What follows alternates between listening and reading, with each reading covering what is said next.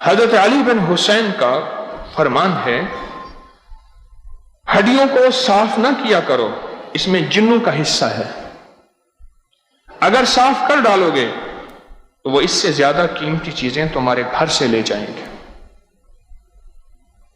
آپ کو علم ہے کہ یہ عمل میں نے پہلے بتایا ہوا ہے اور اس عمل کی ہمیں تائید مل رہی ہے۔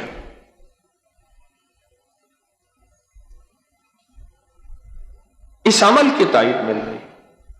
حضرت علی بن حسین یعنی امام زین العابدین کا نام علی تھا، حسین امام حسین کے بیٹے تھے۔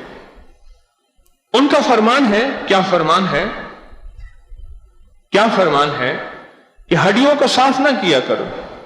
غور سے سمجھے، ہڈیوں کو صاف نہ کیا کرو، اس میں جنوں کا حصہ رہنے دیا کرو، اگر تم نے صاف کر لیا تو اس سے زیادہ قیمتی چیزیں تمہارے گھر سے لے جائیں گے۔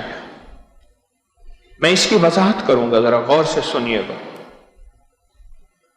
ہر حکم کسی مقام کے لیے ہوتا ہے۔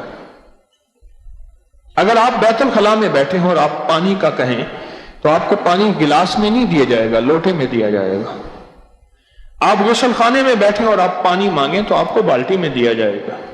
آپ دسترخوان میں بیٹھے ہیں پانی مانگیں تو آپ کو کٹورے گلاس میں دیا جائے گا۔ حکم جگہ کے بیٹھنے سے، جگہ کے بدلنے سے حکم بدل جاتا ہے، اسے کہتے ہیں حال کا امر، حکم بدل جاتا ہے۔ ایک اور روایت سن لیں، پھر آپ کو یہ فرمان سمجھ آئے گا کہ آل رسول نے ہمارے لیے زندگی کے جینے اور مرنے کے کیا سبق دیے ہمیں، اور آل رسول کی زندگی میں کیا خیریں اور برکتیں موجود ہیں۔ ایک اور سبق سن لیں۔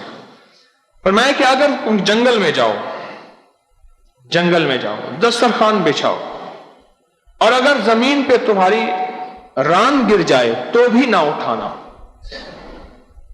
ٹکڑے تو ٹکڑے، ذرے تو ذرے، اگر بکری کی گران بھی گر جائے تو نہ اٹھانا، کہ وہ اس جگہ رہنے والوں کا حق ہے، حصہ ہے۔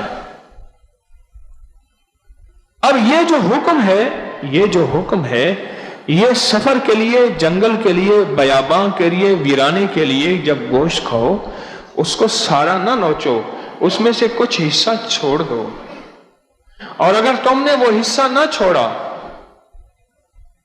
وہ حصہ نہ چھوڑا تو جنات اس سے زیادہ قیمتی چیزیں تمہارے گھروں سے لے جائیں گے۔ اب وہ روایت آپ کے سامنے آ گئی کہ حدیث میں آتا ہے کہ ہڈیوں پہ اللہ پاک ایک مخصوص غذا لگاتے ہیں، اس لیے فرمایا کہ ہڈیوں کو نہ پھینکو۔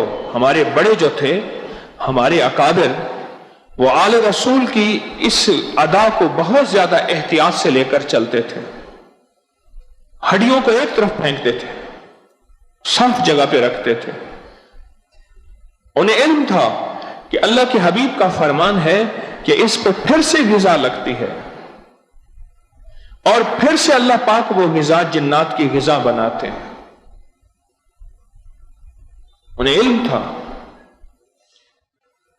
اور اللہ کے حبیب کا فرمان سچا ہے اور بالکل سچا ہے کہ اس پہ غذا لگتی ہے۔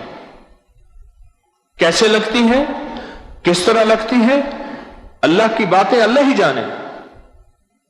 ہمیں تو حکم مان کے چلنا ہے، ہمیں تو حکم کی اتباع کرنی ہے، ہمیں تو حکم کی قدردانی لے کر چلنی ہے۔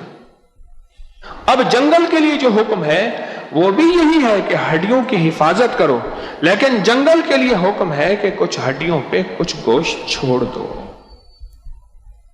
اور اتنا چھوڑ دو کہ اگر ران بھی ہے تو اس کو بھی وہیں چھوڑ دو، وہاں کی مخلوق کے لیے کچھ حصہ چھوڑ دو۔ اب جب سے میں نے یہ عمل بتایا ہے آپ کو ہڈیوں والا فرمان تو سنا، میں نے یہ کوئی نیا نہیں بتایا، میں نے تو اس کو بیان کیا ہے، احادیث میں تو بیان تھا، لیکن جب سے میں نے یہ بتایا ہے اور لوگوں نے کیا ہے، مجھے بے شمار لوگوں نے اس کے فوائد، کمالات، مشاہدات اور تجربات بتائے۔ ہمارا رزق بڑھ گیا۔ رزق بڑھانے کے لیے بہت لاجواب عمل ہے۔